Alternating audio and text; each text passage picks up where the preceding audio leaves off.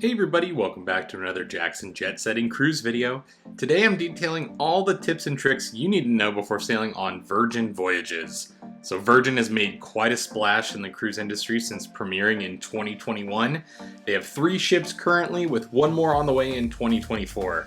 I sailed on Virgin in early 2022, and let me tell you, it's an entirely different experience than a typical cruise, as you might have seen online. Ultimately, I was a big fan, so let's go through all my pointers for future cruisers, or as Virgin calls them, sailors. So first, you'll notice that these ships feel brand new, and that's because they are. The Scarlet Lady was custom built to fit Virgin's needs, and it's organized a little bit differently than other ships. The traditional theater that you might see on board other ships is now called the Red Room on Scarlet Lady, which is a transformational space that can be purposed for the custom designed shows that are performed there, and the stage even moves in some shows, which was really cool and fun and kind of unexpected. There's also no buffet, but instead the galley, which is a food hall experience with several different concepts all in one space. And if you like this type of content and you haven't already subscribed, please feel free to subscribe to the channel, or at least like this video. It really helps us out.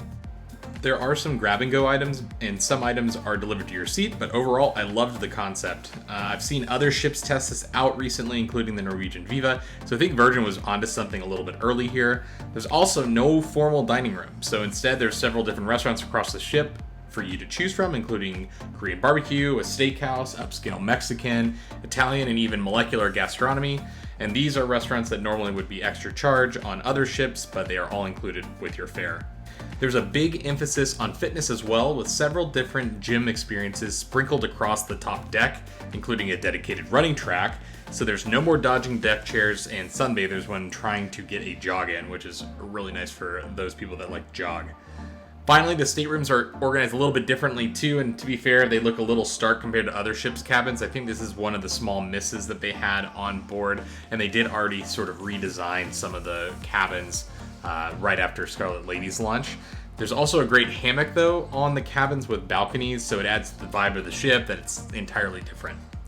So one more note about the ship, I felt like it really did think through each space with a custom soundtrack for each experience. Lots of hidden details, and to me, folks that really understood how to design a ship.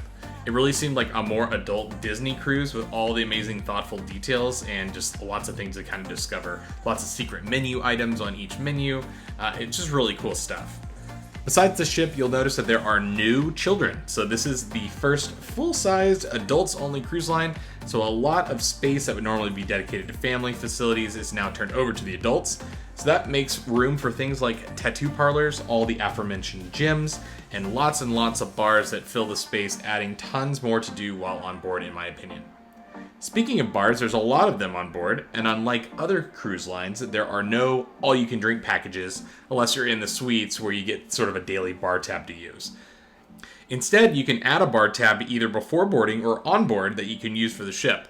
You'll earn an extra $50 when you add $300 or more before your cruise, which is a pretty good deal in my opinion, so I do highly recommend that, and you can use it on others, so that's completely shareable between the cabin. Another thing you'll notice about drink prices is, one, they're reasonably priced, more aligned with street pricing in my opinion. There's no additional tax and tip added like other ships. In fact, your cruise fare includes a lot more on Virgin than on the competition, including gratuities, internet, port fees, and even specialty dining, as I mentioned.